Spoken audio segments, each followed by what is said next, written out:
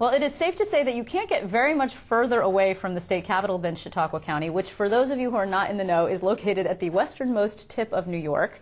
So then it was no surprise that a lot of people had actually never heard of County Executive Greg Edwards 6 months ago, but all of that changed when Rick Lazio tapped him as his running mate earlier this year. And then Greg Edwards' star really took off, so to speak, when, thanks to a quirk in the election law and the whims of the Republican primary voters, he ended up on the general election ticket with Carl Palladino. Well, Greg Edwards is in town for the New York State Association of Counties Conference, and he was kind enough to stop in and take a look back at that whirlwind campaign season with us. County Executive, thanks very much for your time. Liz, thank you for spending some time with me. This is great. It's my pleasure. And you survived the campaign. I did. I did. It's hard to look back and see it as 6.5, almost 7 months of time because it does become so high-paced and it does kind of condense.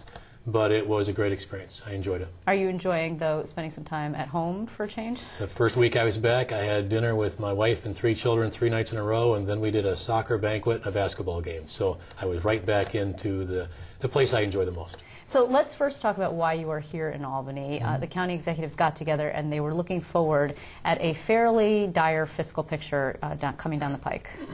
Well, it really is true. We gather regularly as county execs from across the state, and we did it again today. And we had a meeting last night and a dinner, and then we had a long meeting today, really analyzing where we are as counties and where we are in relationship to the challenges facing New York State. And at the end, taking a look at all of that, reaffirmed our commitment to help New York State, to help Governor-elect Cuomo find ways to work through this challenge that we have. You have, and your listeners have heard, the problems that are before us. But what I'm encouraged about, that there are solutions, that people are really willing to commit themselves to the difficult decisions that need to take place to deal with escalating Medicaid costs. I don't know if the right adjective is for escalation beyond that in our pension costs. Sure.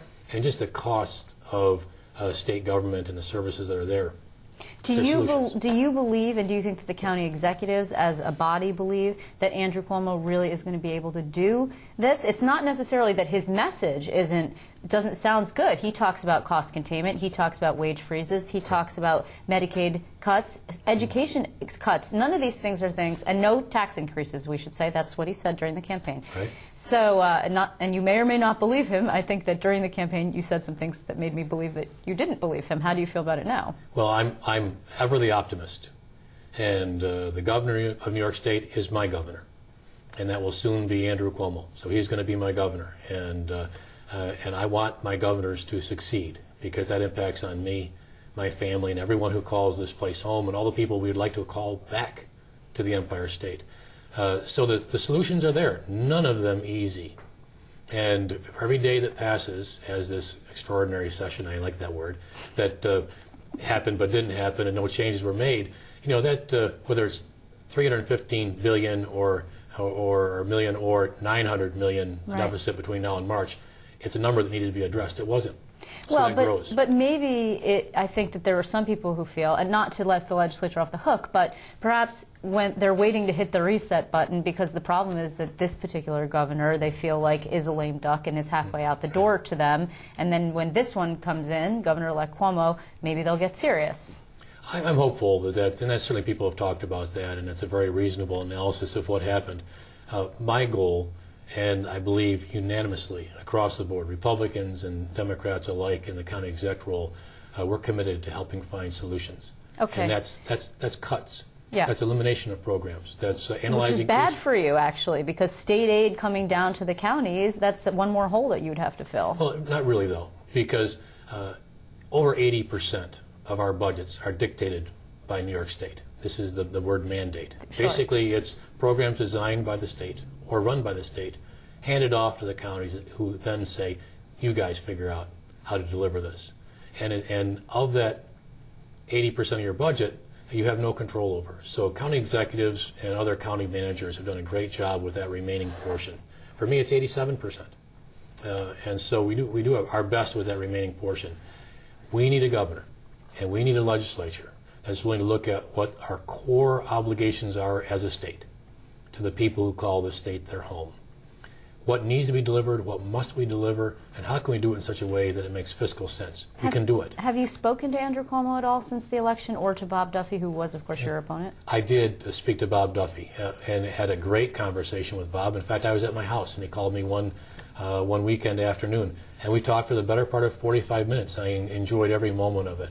And I look forward to working with Bob in his new role if he elects to do so as Lieutenant Governor. He made that offer, and I was thrilled to accept it. So you'll be working, not formally? No. I'm talking about him. He called up and asked me what some of my perspectives were on issues, and do I still believe it's things that we can accomplish? And I assured him that they were.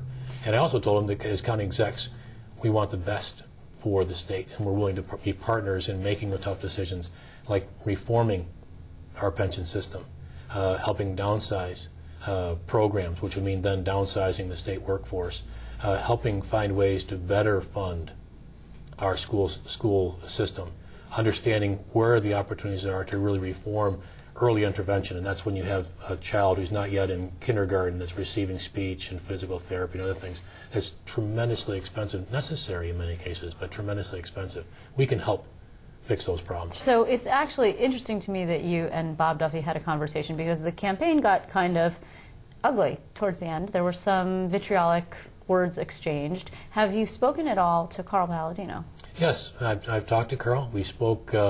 It was a few weeks after the election, and we both dived right back into our lives that existed before the campaign. And he's busy with his business of Ellicott Development, and so that's an all-consuming thing. We also dove back into our lives as fathers and family men and that sort of thing. So we'll talk some more as we go forward. So I'm looking forward to that opportunity.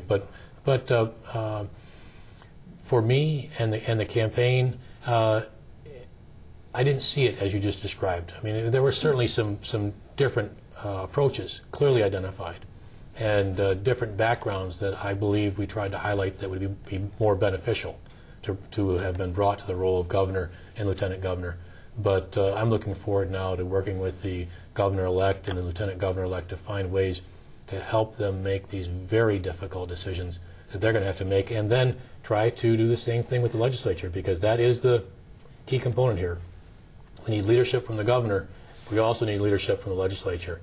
And I'll be very interested to see how that plays out over the next So will we all, actually. You know, during a recent forum in New York City, Michael Caputo, who of course was the campaign manager for Carl Palladino, and then eventually, I guess, for the joint effort between the two of you, said that part of what had tanked Palladino's campaign was because he got, I can't use the verbiage, I think it was something along the lines of he got too in love with the turd in the punch bowl, that he liked shocking people and that he liked getting a rise out of people. Do you agree with that? That he... You know, in all due respect to Mike, I have a much different view of that. Carl is such an impassioned person and extremely bright. He knew and still knows that dramatic changes need to be led by the governor. He also knows the challenges the governor-elect will have because of his close association with many of the people who are going to have to suffer in the change. So he was very direct. I don't think he gained any pleasure out of being a lightning rod. That's just his personality. He's very passionate, very direct. And as he's stated repeatedly, he's not a politician, and he doesn't understand political speak, and he just said it the way he saw it. So, again, in all due respect to Michael Caputo, I think that was a misrepresentation of Carl Palladino. It's interesting, you know, there was this Time story. It particularly struck me because you were, as I mentioned at the top of the show, a county executive for Chautauqua County. Nothing wrong with that, but certainly not something that the New York Times necessarily would have covered. Right. And they did a huge profile of you as the defender of Carl Palladino, that you two were very polar opposites, and that you are obviously a plain-spoken guy, but in a different kind of a way.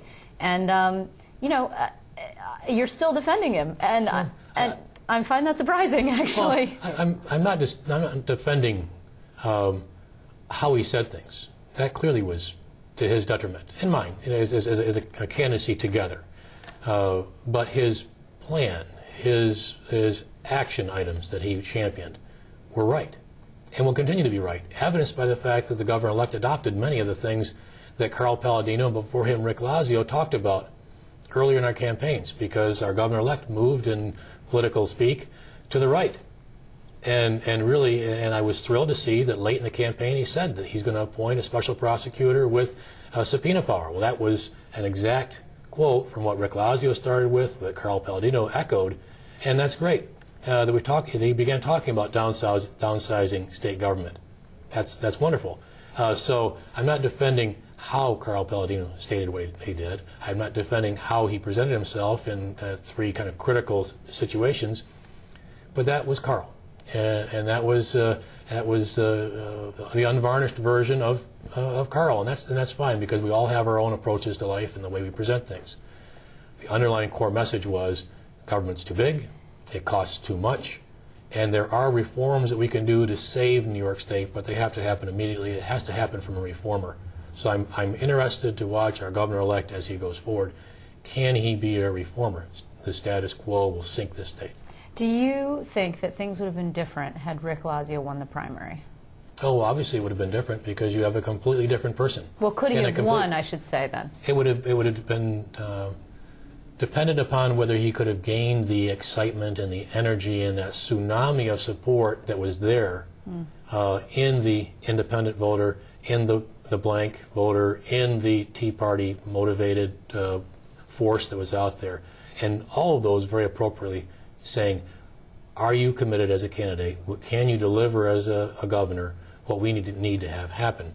If Rick could have garnered that support, he could have, because there was a clear path to success. But as you and I have talked before, it would take a perfect campaign on one side and some significant errors on the other side. Right. Looking back over it, I think the governor-elect ran the absolute best campaign he could have run, and that was evidenced on the vote. Do you feel in any way chagrined that you, at least in the short term, will be known as the guy who ran with Carl Palladino? No. I would have liked to have had Carl Palladino, the reformer, as our governor, and that's why I agreed to continue in the campaign. But interestingly enough, I was overwhelmed by the 220-some-odd thousand people from across New York State, from upstate and down, from urban and city and rural, who in the primary, after having really looked at the candidates in the primary, selected me and found a way to find my name on that ballot. For me, that had me committed to this campaign from that moment till the end. So regardless of who the governor's candidate was, 227,000 people across New York State said we'd like this guy to be our lieutenant governor. And that's more than live in Chautauqua County, actually. Oh, yeah, certainly. There's 130-some-odd thousand people in Chautauqua County, but what was most interesting for me was it was New York City residents, and it was people from Ogdensburg, and it was people from Chautauqua County, it was people as far away as you can possibly be in Clinton County, up in Plattsburgh, all of that number believing that I had the right qualities and qualifications and ability to be lieutenant governor. So I was humbled by that, but that also had me committed to the race, and I stayed in. So what's next for you then? Will you run statewide again? Well, the fixes, the opportunities to make the Empire State are right here in Albany. So if I have the opportunity to be impactful in a good way on that, I would certainly consider it. I love my role as county executive because it is the chief elected officer, but it's really the CEO role of a very important piece of New York State, and that's the Chautauqua County, and as the other county execs will affirm. I enjoy that because I feel every day when I drive home, I can look back over the course of the day and be confident at some point in the day I've been helpful to somebody. For me, that's a great reward for all the challenges that may come along with this particular role. If you did run, you are a Republican, of course. Mm-hmm. Do you feel confident in the current Republican Party as it's structured with the leadership, Ed Cox as the chairman, and because there were issues, obviously, between Rick Lazio's campaign and also Carl Palladino's campaign? Well, I think that as in anything, there's certainly room for improvement.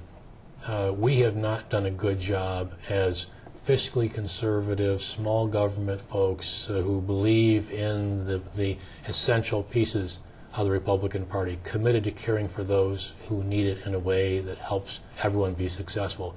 We've not communicated that well, evidenced by the disparity in registrations. There's 2.5 million more Democrats than Republicans in New York State. So we have room to improve, a need to improve how we deliver who we are. I believe we have some very talented elected officials. I believe we have some very talented people on the ground in the Republican Party across New York State that we can be successful. So, but as in any adventure or venture, you look back over it and try and find ways to improve it. I'm confident we'll do that over the next few months. Well, we will keep an eye on you then, Greg Edwards. I want to thank you very much for coming in. My pleasure, Liz. Thank you. Thank you very much.